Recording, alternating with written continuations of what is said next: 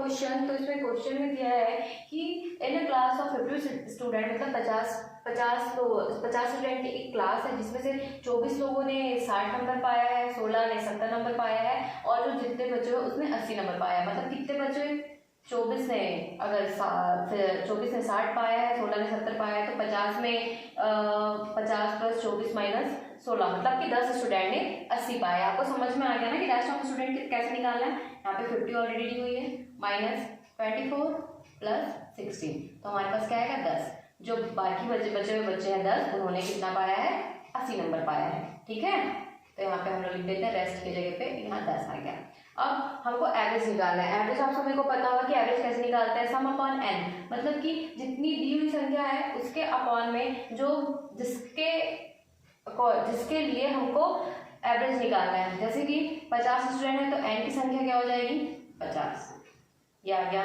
सम कैसे लेंगे? यहाँ पे 24 ने 60 पाया है, 24 इंटू 60 प्लस 16 ने 70 नंबर पाया है, तो 16 इंटू 70 प्लस 10 ने 80 नंबर पाया है, 10 इंटू 80। आपको समझ में आ गया? अगर आपको इस तरीके से समझ में नहीं आ रहा है तो हम कैसे लिख सकते हैं? मान लो स्टूडेंट को हम लोग लेते हैं x, ठीक है, और जो नंबर है उसको लेते हैं y। तो यहाँ पे फॉर्मूला क्या हो जाएगा? x1 y1 plus x2 y2 plus x3 y3 divided by x1 plus x2 plus x3, जहाँ पे x स्टूडेंट्स के नंबर हैं, कितने नंबर ऑफ स्टूडेंट्स है, और y क्या है? उसने कितने नंबर पाए हैं, वो है y। ये हो जाएगा एक फॉर्मूला। अगर आपको डायरेक्ट ये याद रखना है कि कोई सा भी एवरेज में अगर ट्रू वैल्यू दी हुई है तो उसका आपको एवरेज कैसे निकालना है, तो आपको इस तरीके से निकालना है। तो चलो इसको सॉल्व करते हैं। तो क्या हो जाएगा?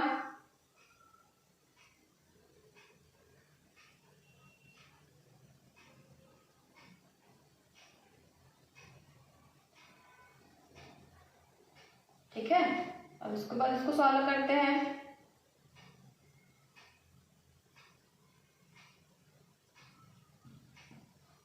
अब इसको सॉल्व करते हैं। तो कितने हो गए? 67.2% रहा।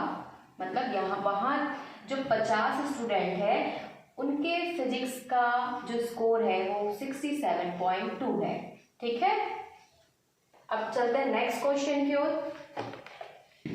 मैं जल्दी से नेक्स्ट क्वेश्चन लिखती हूँ, और आज हम लोग एवरेज का सारा कुछ इसका एक मैं दूसरा मेथड बना रही हूँ जो कि मैं बहुत ही ज़्यादा सिंपल है। इसको आपको याद रखने की जरूरत नहीं, वो प्रैक्टिस से आ जाएगा। ठीक है, इसमें कुछ नहीं करना है। इसमें सबसे पहले दे देंगे, सबसे पहले हम लोग को क्या निकालना है? टीचर की एज। ठीक है, तो वो क्या कहलाएगी? न्यू वैल्यू, क्योंकि उसकी वैल्यू हमको पता नहीं है। तो या तो आप न्यू वैल्यू लिख सकते हो, या तो आप एक्स लिख सकते हो, या तो क्वेश्चन मार्क भी रख सकते हो। ठीक है, is equal to old age, old average या ओल्ड एज बोल सकते हैं। तो यहाँ पे क्या आएगा? 21 ईयर आएगा। ठीक है, ओल्ड एज की वैल्यू क्या आ गई? 21 ईयर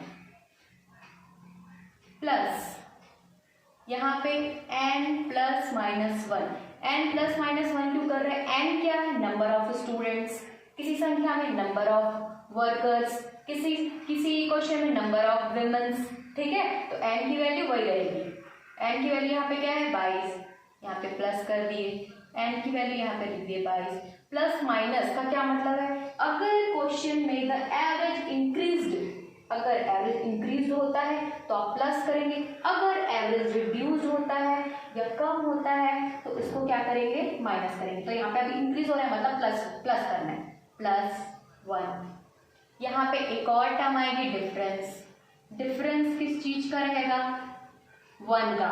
यहाँ पे अगर द एवरेज इंक्रीज बाय 1 बोलेंगे तो डिफरेंस 1 रखेंगे, अगर एवरेज इंक्रीज बाय 2 बोलेंगे तो यहाँ पे 2 रखेंगे। समझ में आ गया? यहाँ पे डिफरेंस का मतलब क्या हो रहा है? ये जो वैल्यू दी रहेगी तो यहाँ पे हम लोग लिख दिए into 1।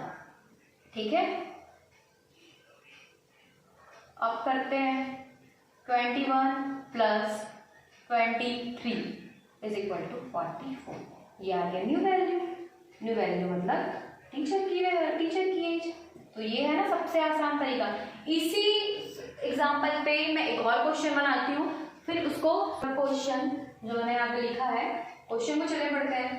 50 students average weight is 45 kg। ठीक है, 50 स्टूडेंट की एक क्लास है जिसका एवरेज वेट क्या हो गया, 45 है। When one student leaves the class, the average weight reduced by 100 ग्राम। मतलब एक स्टूडेंट उस क्लास से चला गया तो वहां उस जो एवरेज वेट निकला हुआ था 45 kg, उसमें से 100 ग्राम कम हो गया। ठीक है, what is the weight of student who left the class. तो हमको उस स्टूडेंट की वेट निकालनी है जिसने इस क्लास को छोड़ के गया है। ठीक है, तो हम लोग चलो उस स्टूडेंट के वेट को न्यू वैल्यू मान लेते हैं, या तो हम उसको वेट ऑफ स्टूडेंट लिख लेते हैं। ठीक है, वेट ऑफ स्टूडेंट।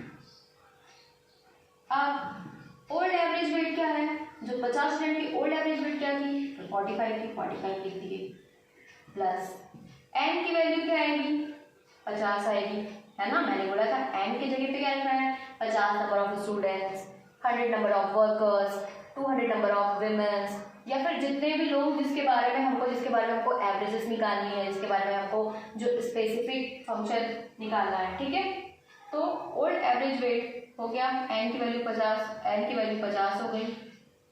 यहाँ पे प्लस या माइनस करना है, क्या करना है, one student leave the class, left the class, वो जा रहा है तो ऑब्वियसली वो कम हो रहा है ना, तो हम वहां पे माइनस करेंगे, -1। ठीक है, कितने स्टूडेंट है, एक स्टूडेंट है, तो ऑब्वियसली यहाँ पे डिफरेंस क्या आएगा, 1 आएगा। 45, अच्छा सॉरी, रिड्यूस बाय 100 ग्राम, वहां पे क्वेश्चन में दिया है डिफरेंस 100 ग्राम का, तो यहाँ पे हम लोग 100 ग्राम लिखेंगे। पर अब हम 45 kg में निकाल रहे हैं, तो हमको तो इसको भी kg में कन्वर्ट करना होगा ना, तो 100 ग्राम पर क्या होगा, 0.1 kg होगा ना। यहाँ पे हम लोग क्या लिख देंगे, 0.1 kg लिख देंगे। ठीक है, 45 प्लस 49 इंटू 0.1, 45 प्लस 4.9, ठीक है, क्या है 49.9। ये है वेट ऑफ स्टूडेंट्स, जो क्लास को छोड़ के गया उस स्टूडेंट का वेट था 49.9। आई होप आप लोगों को अब ये वाला कॉन्सेप्ट क्लियर हो गया होगा। मैं एक और एग्जांपल बताती हूँ। एक दूसरा क्वेश्चन है, इसको बेसिक मेथड से बनाना है और ये बहुत ही कॉन्सेप्चुअल है, मतलब इसका कॉन्सेप्ट क्लियर होना चाहिए। ठीक है, the average age of student is 7 years. तो इसमें यहाँ पे दिया है क्या कि यहाँ पे कितने स्टूडेंट है, नहीं, तो हम क्या करेंगे, जहाँ नहीं दिया वहां पे हम उसको x y z एक्सेट्रा कुछ भी मान सकते हैं। तो हमने मान लिया कि x स्टूडेंट का जो एवरेज एज है वो है 7।